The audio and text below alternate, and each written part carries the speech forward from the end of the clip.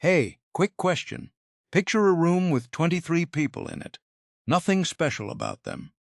Random birthdays, random ages, everyone just standing around at a party. What are the chances that two of those 23 people share the exact same birthday? Not close, not near, the exact same day.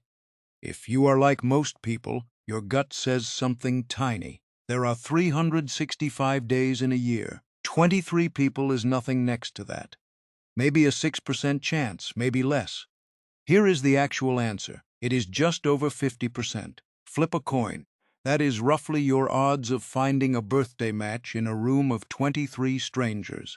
If that number feels wrong, you are not broken and you did not fail math class. Most people's first guess is that you would need about 183 people, half of 365, before the odds hit 50-50.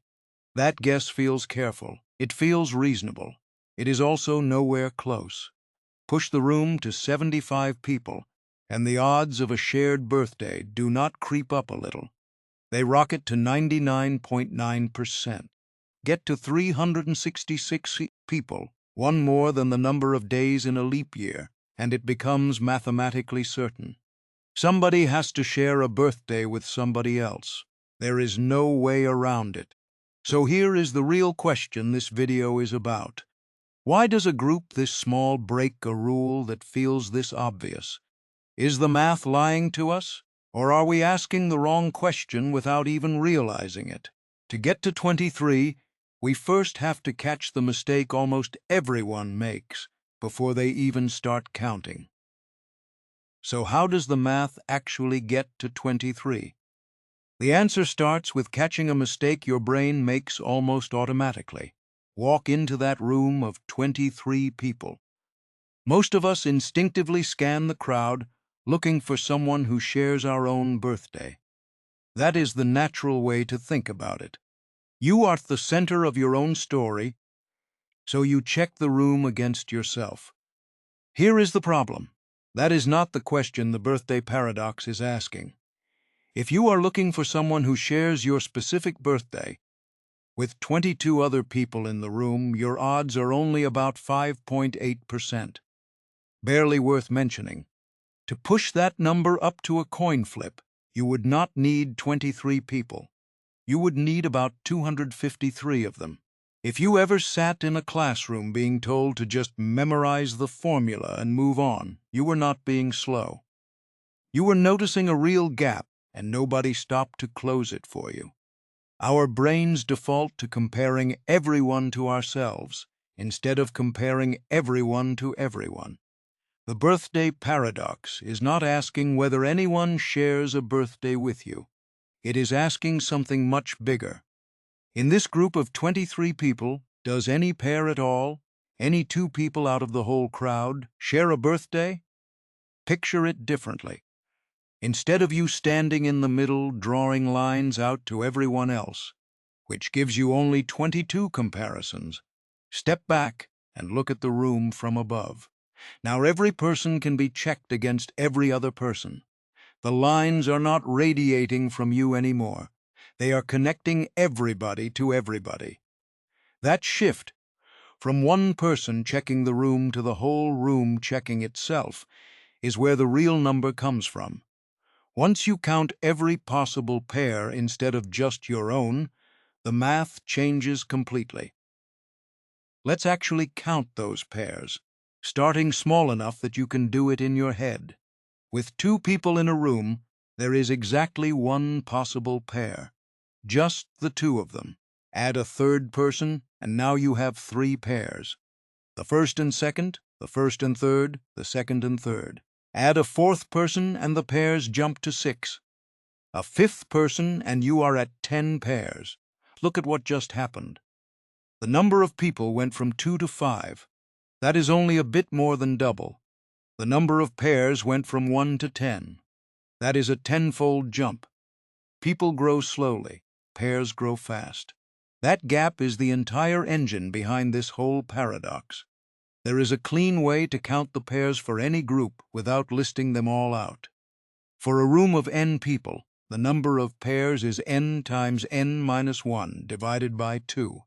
Plug in the numbers for a room of 23 people, and you get 23 times 22, divided by 2. That works out to 253. Sit with that for a second. 23 people. 253 separate pairs, each one a separate chance for a shared birthday. 253 is already close to 70% of the 365 days in a year.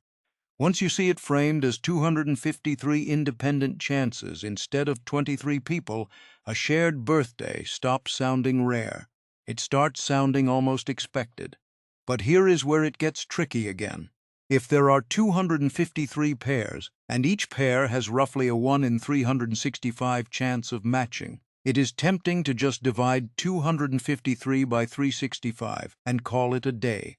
That gives you about 69%. The real answer is 50.7%. So where did the other numbers go? Adding up 253 pairs, each with a 1 in 365 chance, sounds reasonable. It is also wrong, and the reason why matters. Those 253 pairs are not independent of each other. If person A shares a birthday with person B, and person B shares that same birthday with person C, then A and C automatically share it too. You cannot just stack up probabilities that are tangled together like that. Push this addition trick far enough, and it breaks completely. Put 366 people in a room, and the pair count explodes past 66,000. Add up 1 in 365 for each of those pairs, and you get a probability over 18.0%. Probabilities cannot go above 100%. The math is telling you, loudly, that straight addition is the wrong tool here. So instead of counting matches directly, flip the question around. Do not ask for the odds that some pair matches. Ask for the odds that nobody in the room matches anybody else. Every birthday different, no exceptions. Then subtract that number from 100%. And whatever is left over is your answer. Here is how that count actually builds, one person at a time. The first person walks into an empty room. Any birthday at all works for them, since there is nobody yet to clash with. That is 365 out of 365 days available, a probability of 1. The second person walks in. To avoid matching the first person, they need one of the 364 remaining days. That is 364 out of 365. The third person needs to avoid 2 birthdays now, so they have 363 out of 365 days open to them. Keep going, one new person at a time, each one facing one fewer safe day than the last, all the way down to the 23rd person, who has 343 out of 365 days left that would still keep everyone different. Multiply all 23 of those fractions together. 365 over 365 times 364 over 365 times 363 over 365, and on down to 343 over 365. Each fraction is a little less than 1, and multiplying a chain of numbers that are each a little less than 1 shrinks the total fast. Run the full chain, and you land at about 49.3%. That is the probability that all 23 birthdays are different. Subtract that from 100%, and you get 50.7%. That is not a coincidence, and it is not a rounding trick. It is the actual answer to the actual question the birthday paradox is asking. One honest note before we move on. This calculation assumes birthdays are spread evenly across the year, and it ignores leap years, since February 29 only shows up once every 4 years. Real birth rates are not perfectly even. Some months run higher than others. Account for that, and the true probability creeps up slightly, not down. The uneven spread only strengthens the result. Forget birthdays for a second.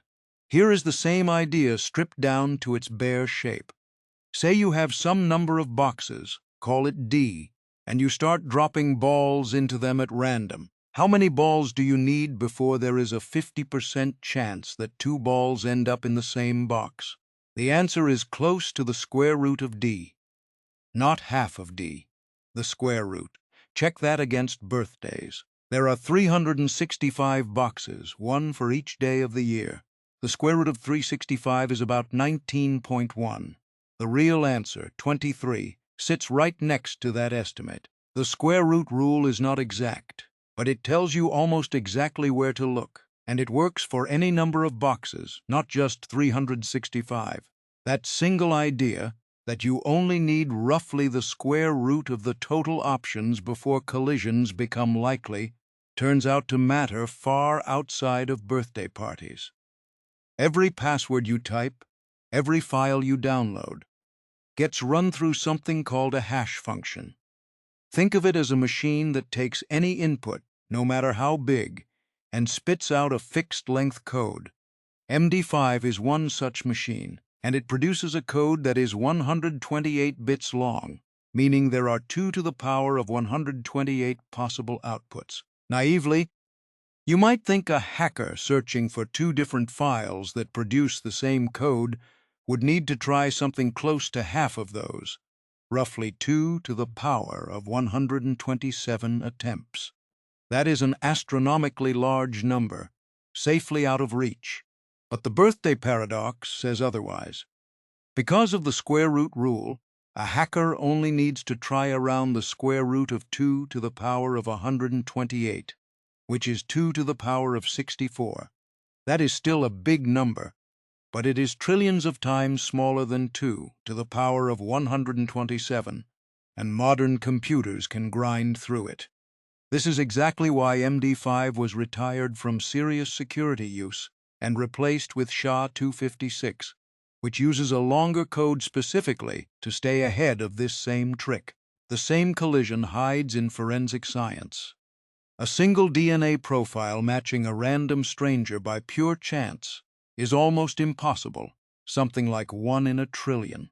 But police databases do not compare one profile to one profile. They compare millions of profiles against each other all at once. That turns a handful of comparisons into an enormous number of pairs, exactly the way 23 people turned into 253 pairs. Somewhere in a database that large, an innocent person's DNA can end up matching a crime scene sample purely by chance, not because they were ever there. Math does not know or care whether it is looking at birthdays, hash codes, or DNA profiles. It only sees boxes and balls. Once the number of comparisons crosses that square root threshold, a collision stops being a surprise and starts being expected. So is the birthday paradox actually a paradox? Not in the strict sense.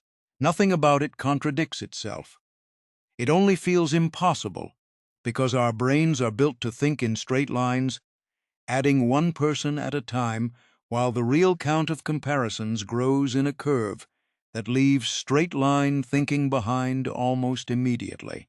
That gap between how we estimate and how the numbers actually behave is not a flaw in math. It is a flaw in our intuition, and now you know exactly where that flaw comes from and how to check it. The next time something feels like an impossible coincidence, a shared birthday at a party, a matched code, a DNA hit that seems too precise to be chance, it is worth asking how many comparisons were actually happening behind the scenes. Very often, the answer is a lot more than it first appears, and what looked like an impossible coincidence turns out to be 253 quiet chances stacked on top of each other. If this is the kind of video that took something you were once told to just memorize and actually made it click, consider subscribing to Axiom Code. And if there is a math question that has been sitting in the back of your mind since school, something you were never quite satisfied with, drop it in the comments. It might be exactly what we dig into next.